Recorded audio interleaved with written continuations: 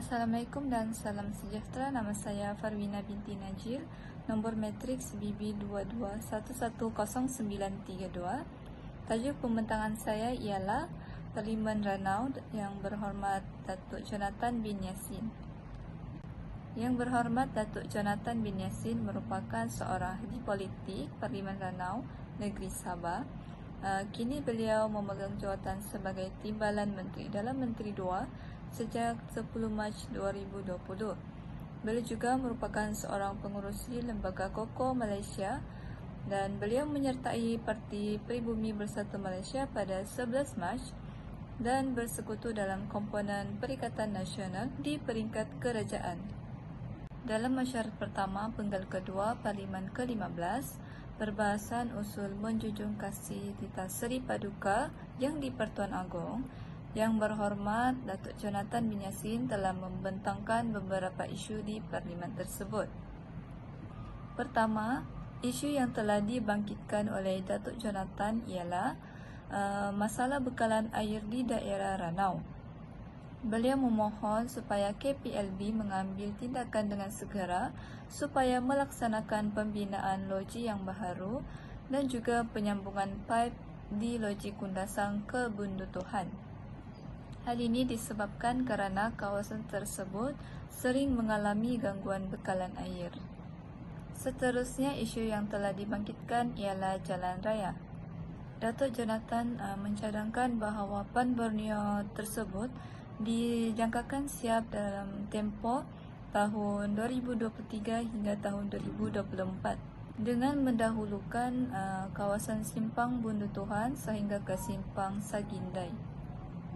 Ini kerana berlaku kesesakan jalan raya apabila memasuki kawasan Kundasang dan juga Pekan Ranau. Oleh itu, dengan adanya pembinaan ini, sudah tentunya akan dapat menyelesaikan masalah kesesakan yang berlaku. Seterusnya, Datuk Jonathan juga mencadangkan bahawa penyelenggaraan segera dibuat di Jalan Tanpa Luri Ranau. Datuk Jonathan juga mencadangkan bahawa Jalan Tanpa Luri Ranau segera dibuat penyelenggaraan kerana berlaku jalan yang berlubang sehingga menyebabkan kemalangan.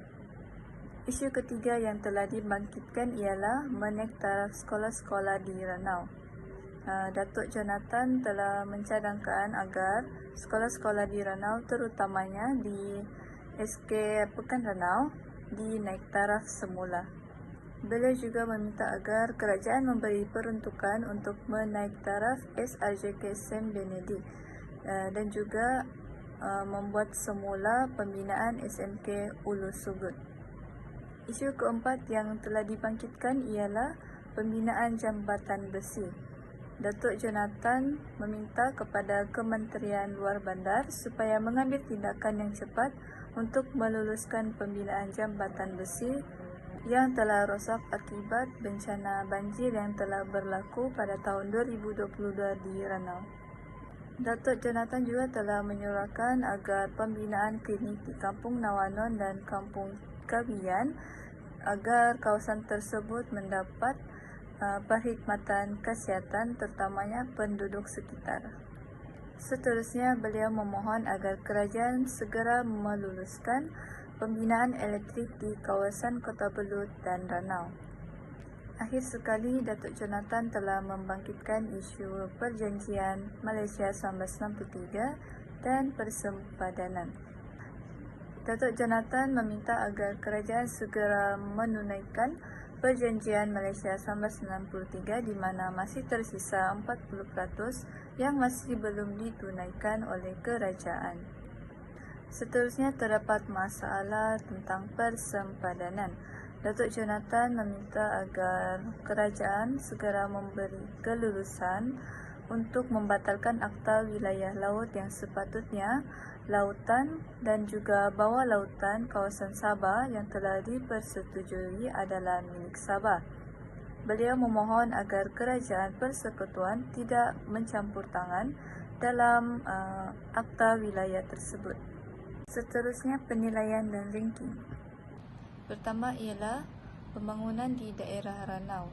Datuk Jonathan Yassin aktif mengusulkan pembangunan infrastruktur seperti sekolah, klinik, bekalan air, bekalan elektrik, dan jalan raya. Keprihatinan beliau terhadap isu-isu ini mencerminkan tanggungjawab dalam menyuarakan masalah rakyat, termasuk hak sabar. Kedua ialah hubungan dengan masyarakat. Komitmen beliau terhadap masyarakat terlihat dalam kehadiran dan keterlibatan dalam pelbagai acara, serta mendengar keluhan dan masalah masyarakat. Suara rakyat dibawa ke Dewan Rakyat menunjukkan sikap tidak memilih kasih dalam membantu masyarakat. Ketiga ialah kecekapan dalaman. Kehadiran cemerlang Datuk Jonathan di setiap mesyuarat Parlimen mencerminkan prestasi yang tinggi dan tanggungjawab yang kuat terhadap pembangunan di daerah Ranau. Beliau tidak hanya menjadi pengukuhan kecemerlangan, tetapi juga terlibat secara langsung untuk memahami masalah masyarakat. Beliau telah mencipta imej sebagai pemimpin yang efektif dan berwibawa. Seterusnya ialah cadangan penambahbaikan. Yang pertama ialah pengurusan sumber alam. Beliau boleh meningkatkan galakan amalan kelestarian dalam pengurusan sumber alam di daerah Ranau. Beliau juga boleh mengimplementasikan pengurusan sisa pepejal yang efektif dan melibatkan masyarakat dalam kesedaran pemilihan dan pengurusan sisa pepejal. Akhir sekali, beliau boleh mengadakan bengkel dan seminar fokus kepada amalan kelestarian dan perlindungan alam sekitar. Yang kedua ialah keterlibatan masyarakat. Beliau boleh menggalakkan lagi lebih banyak program melibatkan masyarakat dalam proses pembangunan dan pengambilan keputusan. Beliau boleh mengadakan konsultasi dan dialog berkala antara beliau dan juga masyarakat bagi mempertimbangkan lagi lebih banyak isu-isu penting.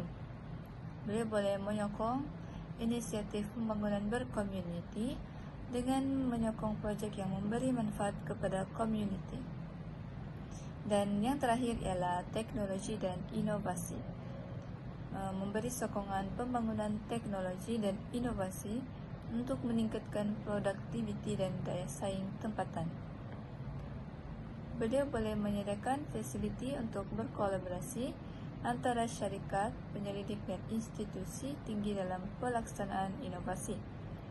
Akhir sekali, beliau boleh mencarankan penubuhan pusat kreativiti dan keusahawanan untuk mendorong idea-idea inovatif dan mengembangkan lagi ekonomi daerah dengan menarik lebih banyak pelancong.